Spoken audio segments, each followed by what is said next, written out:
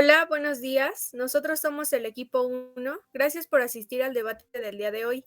En unos minutos se estará debatiendo un tema muy importante como lo es la educación. Esto enfocado a cómo han manejado este rubro los países de México y Finlandia. A continuación presentaré a los debatientes. En la postura de la educación finlandesa tenemos a Eder Agustín Vadillo, Melanie Lisette Martínez Hernández y Ariadna Sayuri Flores Guerrero. En la postura de la educación mexicana tenemos a Erika Adriana García Cendejas, Natalie Vigil Martínez y Javier Sánchez Castillo. Yo seré la moderadora de este debate el día de hoy. Mi nombre es Ortega Felipe Camila. A continuación les diré las reglas y estructuras que llevaremos a cabo el día de hoy. Número 1. Evitar ataques y descalificaciones personales. Número 2. Ser claro al hablar. Número 3. Escuchar con atención al debatiente. Número 4. No pueden hablar dos personas a la vez. Respetar los tiempos. Número 5. Hablar siempre desde el respeto a los debatientes. Número 6. Cada debatiente tendrá 2 minutos para dar sus argumentos. La estructura será: la primera parte será la pregunta principal y tendrá una duración de 12 minutos donde los participantes darán sus argumentos. La segunda parte será igualmente una pregunta donde cada uno de los participantes hablará de un argumento diferente para responder la pregunta dada, contraargumentando un poco el argumento anterior al suyo, con duración igualmente de 12 minutos. Al final se dará una pregunta específica a cada postura, que tendrá 2 minutos para concluir sus argumentos con una duración de 4 minutos en total. Posteriormente, les pediremos a ustedes, espectadores, que voten qué postura defendió mejor sus argumentos. El objetivo de este debate es conocer por qué es que Finlandia se encuentra en uno de los primeros lugares en el ranking a nivel mundial y México se encuentra en uno de los lugares más bajos, y cómo afecta el contexto mundial y nacional de cada uno de los países a su nivel educativo. Ahora daremos paso a la primera pregunta que se planteará las bases de este debate. La primera pregunta es: ¿por qué México tiene un nivel tan bajo en educación y Finlandia un nivel tan alto? Se tomó previamente la decisión de que comenzara el equipo de Finlandia. Demos paso a nuestro compañero Eder. Muy buena pregunta para empezar, y para esto es necesario conocer el contexto histórico. En 1890 Finlandia formó parte del Imperio Ruso. Hasta finales de la primera mitad del siglo XX fue que logró su independencia de Moscú formalmente, para después seguir participando en pequeñas guerras. Pero fue hasta 1921 donde se decretó la Ley de Escolarización Obligatoria. Esta ley establece 6 años de educación pública obligatoria para todas, mientras que en México en 1917 se promulgó la Constitución Política Mexicana, cuyo artículo 3 hace obligatoria la educación de 9 años. La diferencia recae en la manera en la que Finlandia plantea el modelo educativo dentro de su país y logró desarrollarlo más rápido, haciendo así que ahora tenga un nivel tan alto de educación.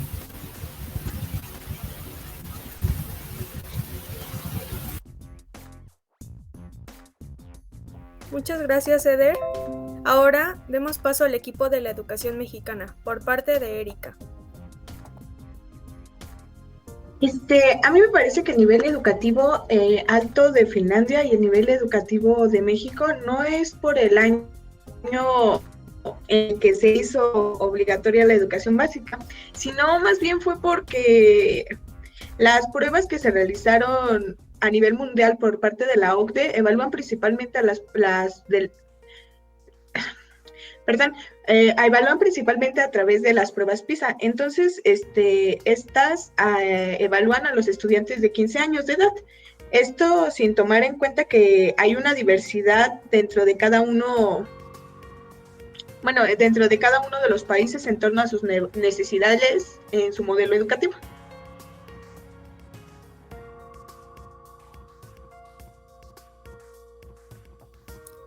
Gracias, Erika. Ahora demos paso al equipo de la educación de Finlandia por parte de Lisette. Las pruebas PISA evalúan los resultados del modelo educativo que se está teniendo dentro del país. Se hacen sin importar el contexto que éste tenga, ya que evalúan objetivamente los conocimientos conseguidos en el nivel básico a lo largo de los países hasta años, y por ello que en Finlandia la educación básica está regulada por la ley. Asimismo, en la práctica hay principios nacionales en los programas educativos locales. Es por ello que la educación básica es organizada por los municipios, se financia con los impuestos, por lo que no cuesta nada a las familias, y esta consta de 9 años y se finaliza cuando el estudiante cumple los 16 años. Muy bien, Lisette. Ahora demos paso al equipo de la educación mexicana por parte de Natalie.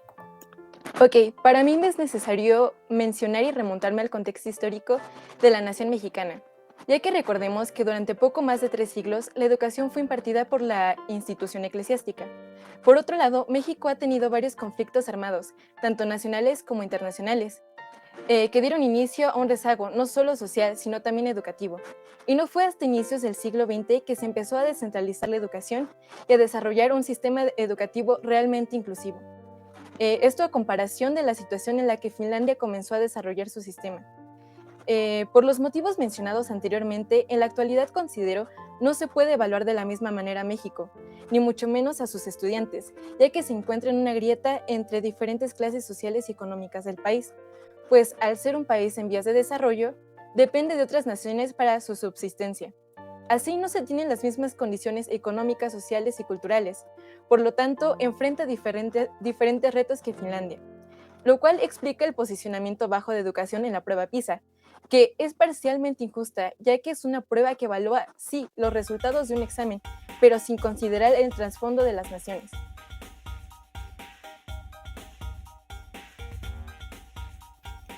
Bien, gracias.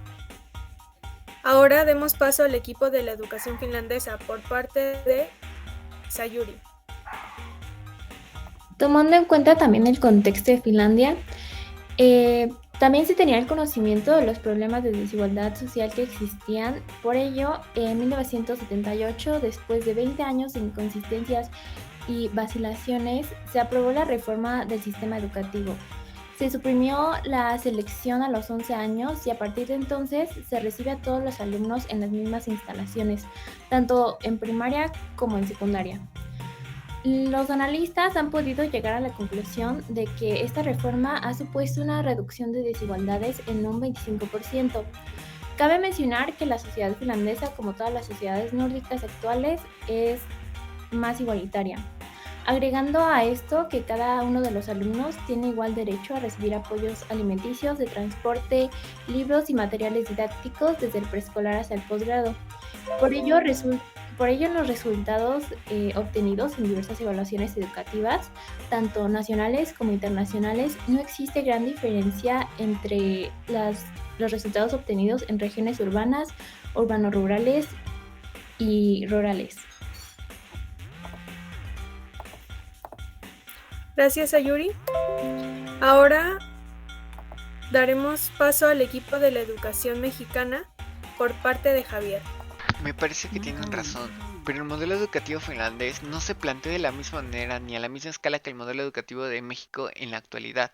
La educación superior, así como la media superior, no tiene un límite de edad establecido. Se puede cursar una vez que se haya concluido el bachillerato. Esa es la única necesidad que tienes para poder cursar un nivel universitario. Y además de ello, es secuencial, ya que una vez concluida la licenciatura se puede estudiar un doctorado. Y después de estudiar el doctorado podrías incluso estudiar una maestría. Además, en algunas universidades pueden cursarse en un sistema abierto o a distancia que permite a las personas que trabajan o no tienen el tiempo para acudir a clases todos los días, hacerlo en un horario abierto.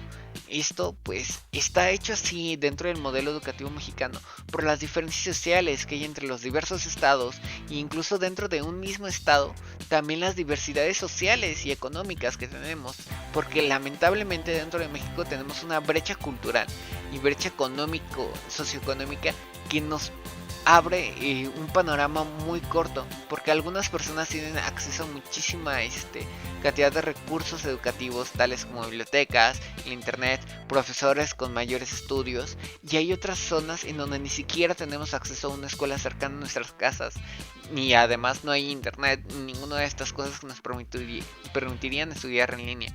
Entonces, me parece que es por eso que no podemos decir que México tiene un rezago solamente por el modelo educativo que se tiene, sino también por el contexto social. Con los argumentos que Javier mencionó hace un momento, damos por terminada la primera parte del debate y continuaremos a la segunda, con la siguiente pregunta. ¿Creen que el modelo educativo y el plan a seguir del país, dentro del país, tiene alguna deficiencia y por qué? Comenzará el equipo de México. Damos paso a nuestra compañera Erika para que nos explique su postura. Bueno, a mí me parece que México tiene algunas deficiencias porque en uno de ellos hay un rezago, digamos que hay, bueno, explicándolo más de manera cuantitativa, hay 32 millones de habitantes en rezago, el 17%, o sea que son 5.3 millones de personas que no saben leer y escribir, 10.1 millones, que sería el 32% de personas que no concluyeron la primaria, 16.6 millones, que sería el 51% que no completó la secundaria. Esto nos señala que existe una profunda desigualdad en este sentido, debido a que México aún carece de muchas oportunidades en este ámbito, donde los docentes y alumnos se encuentran inmersos en una crisis educativa, visualizando sectores e ingresos que tienen acceso a la información. Bueno, si hablamos de la educación y la pobreza, estas se llevan muy de la mano, porque, bueno, en México la estructura normativa que tiene se rige por los regímenes, bueno, por principios económicos a los que se les fundamenta el país por ahora sí que es un tránsito de modelo que está hecho políticamente y económicamente. Ahora sí que es un modelo como neoliberal. Esto da resultado a una separación y una marginación de los principios, ahora sí que humanísticos, y de incremento de la calidad en la preparación educativa del país. Muchas gracias, Erika. Damos paso a nuestra compañera Lisette por parte del equipo de Finlandia, que nos va a explicar su postura respecto a esta pregunta.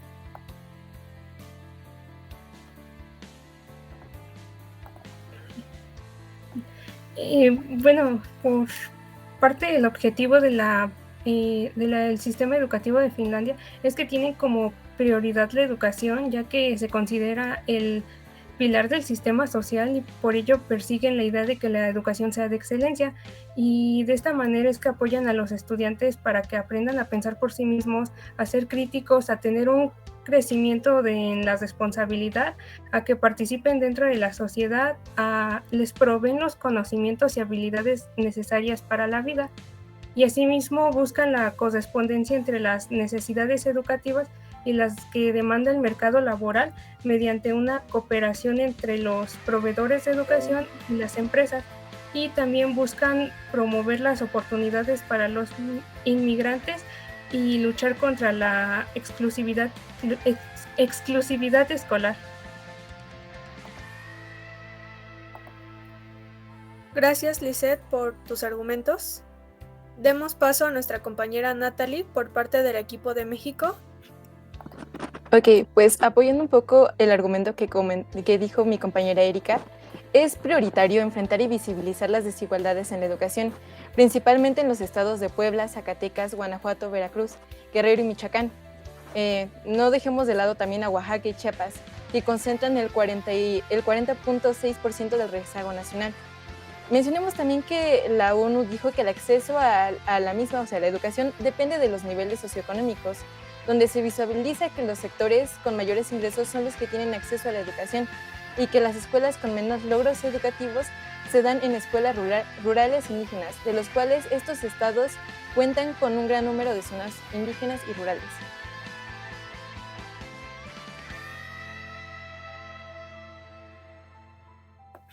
Gracias, Natalie.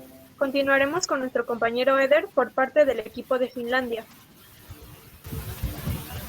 El gobierno municipal tiene la obligación de proveerles la instrucción de una u otra forma, y si la escuela más cercana se encuentra a más de 5 kilómetros de la vivienda de los alumnos, el gobierno les proporciona transportación gratuita.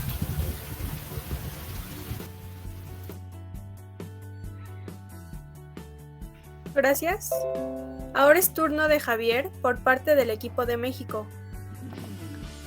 En México, el gobierno tiene la responsabilidad de hacer que sus profesores aprendan lo necesario para impartir los conocimientos básicos. Y creo que esto es muy importante, porque aunque tuviéramos las escuelas en donde pudiéramos tener justamente una escuela a 2 cuadras de cada quien, de cada alumno que tuviéramos dentro del país, también encontraríamos problemas como que, aunque tienes la escuela cerca, los profesores que hay dentro de esta no son competentes para lo que tú necesitas. Y esto en el nivel superior se agrava muchísimo más, obviamente, pero en el nivel básico también se nota. Y justamente es por eso que hay tanto rezago estudiantil y tanto desertor en todos los niveles educativos dentro del país. Porque aunque muchas veces la escuela es un impedimento, el hecho de que no tengas una escuela cerca, un impedimento que yo creo que puede llegar a ser igualmente grande, es los profesores que hay dentro de cada escuela.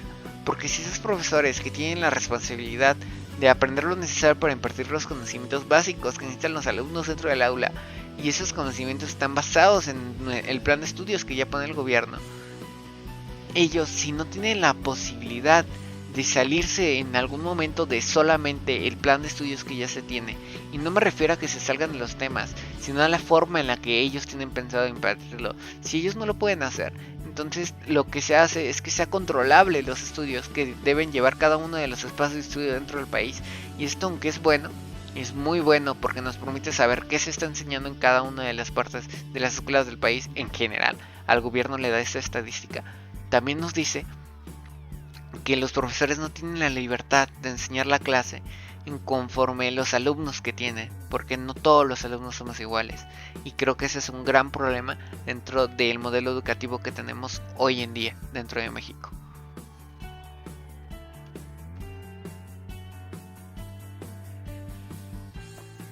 Gracias, Javier.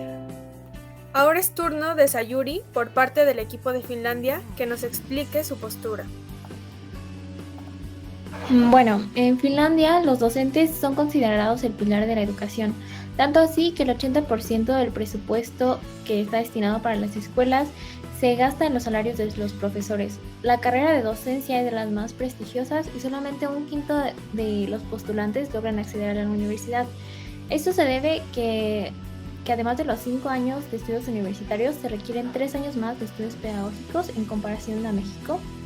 Y además de que deben realizar un año de prácticas profesionales, y en caso de querer postularse como un profesor en una escuela superior, es necesario que la persona cuente con estudios de posgrado en su materia. Y bueno, de acuerdo a encuestas locales desarrolladas en 2004, la profesión de maestro era equiparable con la de un abogado o un doctor. Incluso se colocaba como la número 1 entre las preferencias de los jóvenes para la elección de carrera. Por otro lado, en comparación de México, los profesores cuentan con una gran responsabilidad dentro del aula y tienen total autonomía sobre el cómo implementan el plan de estudios, por lo que deben de tener la capacidad de comunicación, actitud social y empatía.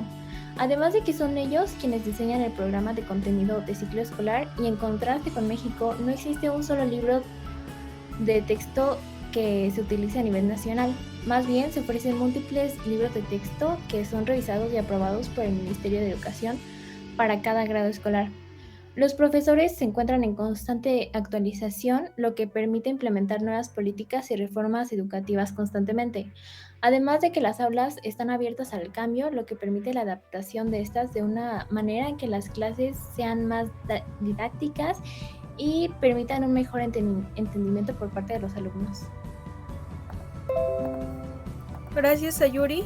Con Lo que nos acaba de mencionar nuestra compañera, damos por terminada esta parte del debate. En las últimas 2 preguntas específicas tendrá el formato en que un integrante del equipo en particular la contestará, para después dar paso a que alguno de los integrantes del equipo contrario pueda contraargumentar lo anterior, y así sucesivamente hasta lograr un total de 6 participaciones. Mi pregunta específica para el equipo de Finlandia sería: ¿creen que Finlandia pudiera mantener su nivel educativo y alto ranking a nivel mundial en educación si se encontrara en unas condiciones similares en el aspecto geográfico, económico y social de México? Sí, claro que sí.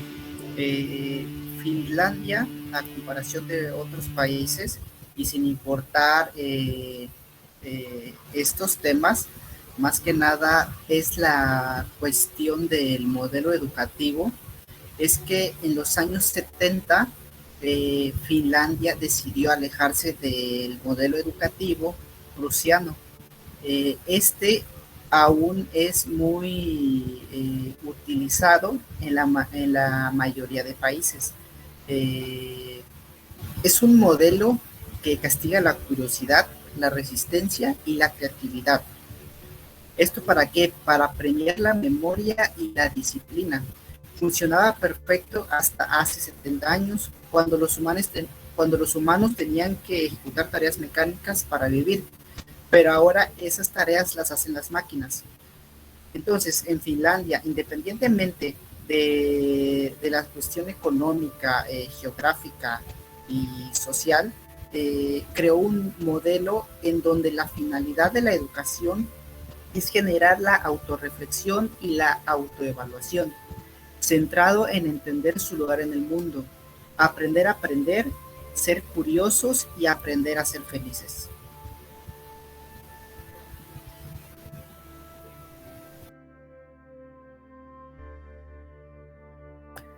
De parte de la educación mexicana, ¿alguien quisiera contestar?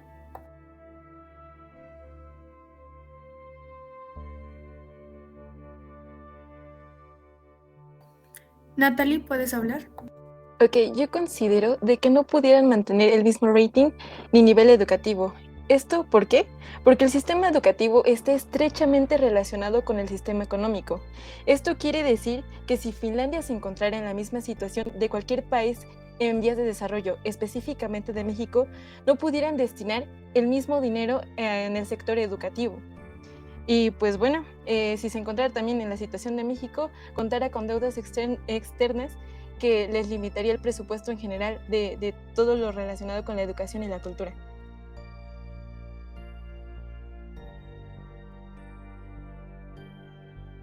¿Finlandia quiere contraargumentar?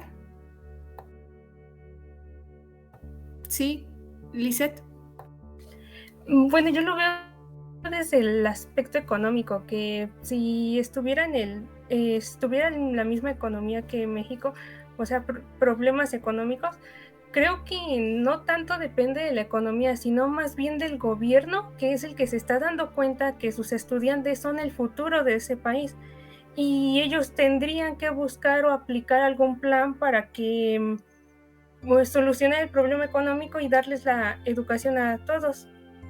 Creo que más que nada es eso, que depende más como de el gobierno de buscar una solución, más que si tienen el problema o no, es buscar una solución.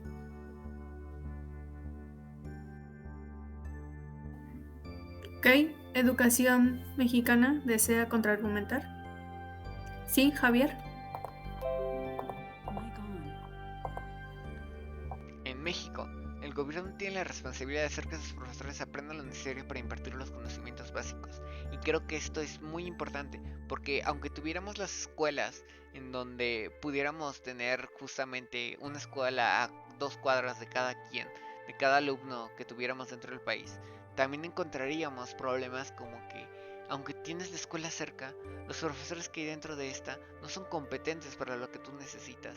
Y esto en el nivel superior se agrava muchísimo más, obviamente, pero en el nivel básico también se nota. Y justamente es por eso que hay tanto rezago estudiantil y tanto desertor en todos los niveles educativos dentro del país.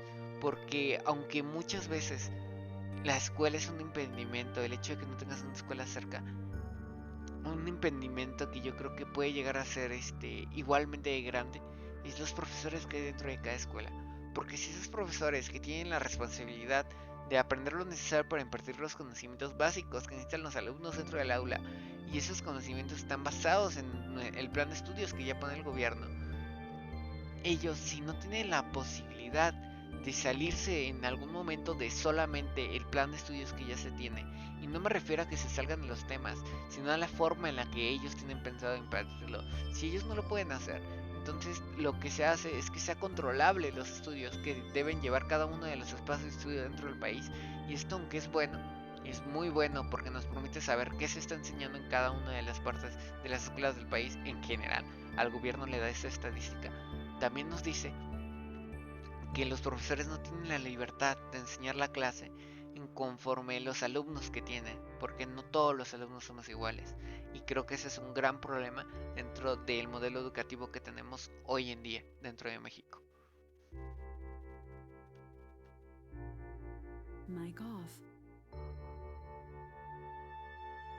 Gracias, Javier. ¿Alguien de la educación finlandesa desea contraargumentar? ¿Sí, Sayuri? Bueno, personalmente no estoy de acuerdo con Javier, debido a que a principios del siglo XX, como ya mencionó, hubo demasiadas guerras.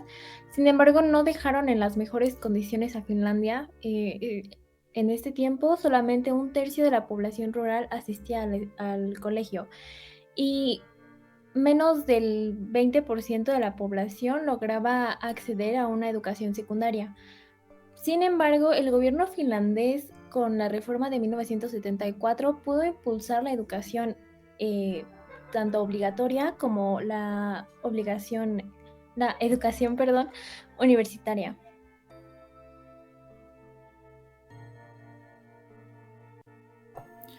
Gracias, Sayuri. Última participación para la educación mexicana. Sí. Sí, Erika. Me estás diciendo que a pesar de que, o sea, su modelo educativo es tan bueno que a pesar de que les hayamos planteado hipotéticamente si hay una creciente población, no va a cambiar y van a seguir en los altos estándares de rating, porque estamos hablando de que Finlandia tiene 5 millones de personas. Y si lo contrastamos con México, tenemos 117 millones de personas.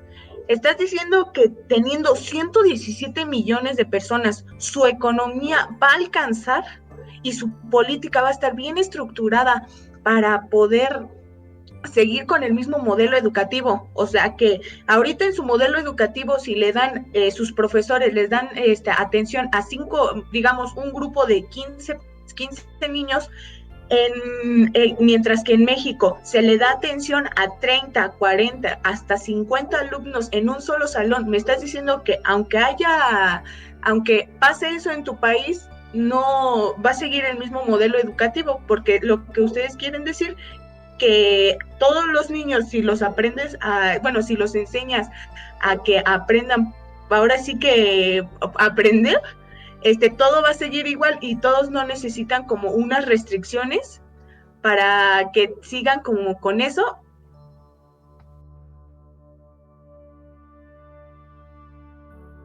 Ok, haré una excepción. Pasaron las 6 participaciones, pero dejaré que la educación finlandesa cierre. Eder, puedes hablar. Bueno, hablando de temas económicos, hay que recordar que el Producto Interno Bruto de México es de aproximadamente 1.076 billones de dólares, a comparación con el PIB de Finlandia, que es de aproximadamente 271.2 miles de millones de dólares. ¿Qué quiere decir esto? Que el Producto Interno Bruto de México es 5 veces superior al de Finlandia. Y ahora, con respecto a la población, de acuerdo a datos estadísticos, el incrementar la población de un país no trae en su mayoría consecuencias negativas, trae consecuencias positivas, dentro de las que destacamos que se puede llegar a incrementar incluso más el Producto Interno Bruto. Entonces, en este caso, si tú estás diciendo que si aumentamos nuestra población, podemos tener un mayor Producto Interno Bruto y mayor fuerza laboral, lo cual puede hacer que se tenga la capacidad económica para poder soportar toda la demanda que así lo requiere el país. Y ahora, independientemente de eso y en comparación con México, es que el reparto del presupuesto público se hace de manera equitativa en Finlandia, y la realidad en México es que se hace a discreción y en función de los designios del sindicato, cuyos líderes amasan fortunas y cuentas personales de manera ilegal.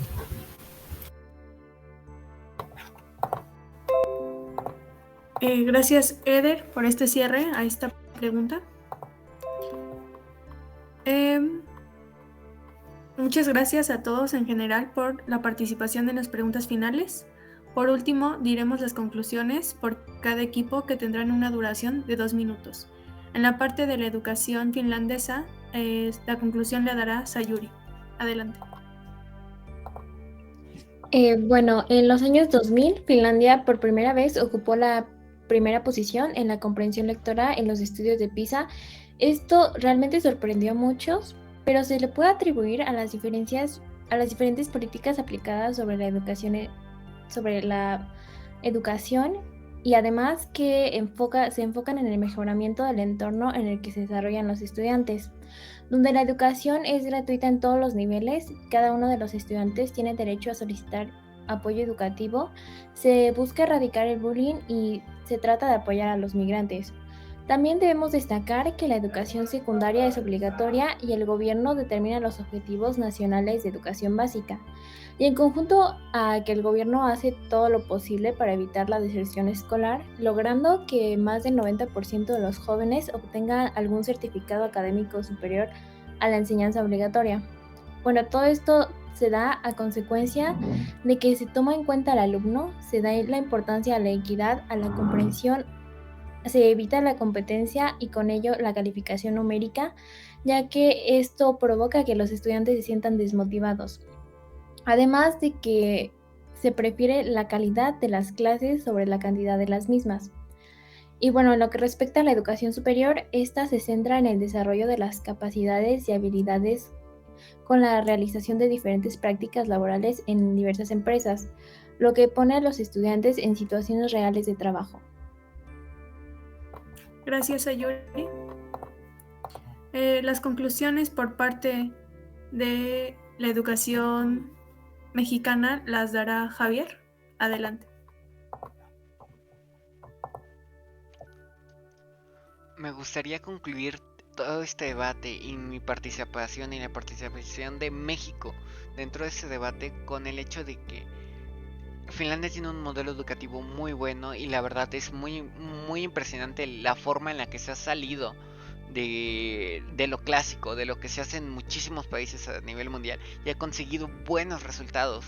Pero al mismo tiempo creo que el gran problema de México no solo está en el modelo educativo, porque aunque sí se han hecho varias reformas educativas que la verdad no han sido las mejores, hemos tenido otros problemas, y es que como tal dentro de México al nivel básico tenemos un rezago muy grande.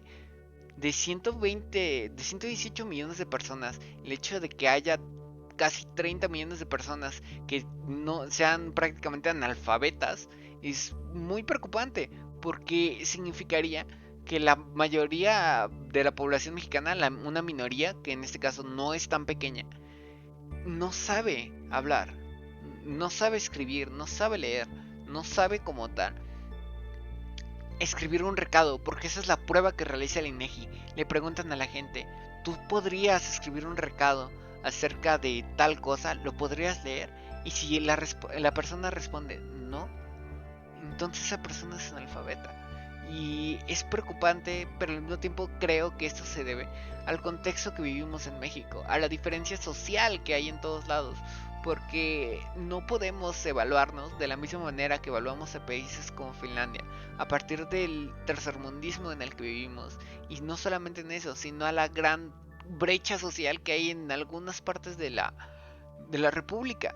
Entonces quisiera terminar con eso, mencionando eso solamente, que México necesita aprender más acerca de lo que necesitamos como país, y no solamente lo que necesitamos como país, sino lo que necesita la gente de más abajo, porque aunque sería bueno mejorar las universidades como la UNAM, el Politécnico o el TEC de Monterrey, que son universidades muy buenas, pero el problema de ese tipo de universidades es que consumen muchísimo capital del país, y al mismo tiempo siempre terminan en lo mismo. Terminamos comprando ceniceros de 80,000 pesos dentro de México, dentro de la UNAM. Y creen ustedes, pregúntense realmente, ¿creen ustedes que si eso pasa dentro del país se debe a que no destinemos el suficiente dinero y al modelo educativo que tenemos? ¿O se debe a más cosas? Se debe a otras cosas como estas, que es la corrupción, y también a la desigualdad que vivimos dentro del país. Pregúntenselo ustedes mismos. Así me gustaría concluir este debate.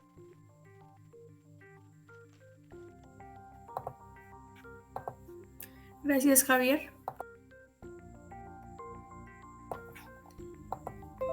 Y con esto damos por concluido el debate. En estos momentos, ustedes son los que votarán quién dio mejor sus argumentos, quién defendió mejor su postura. Por parte de los participantes, les doy las gracias por darnos su atención en este debate.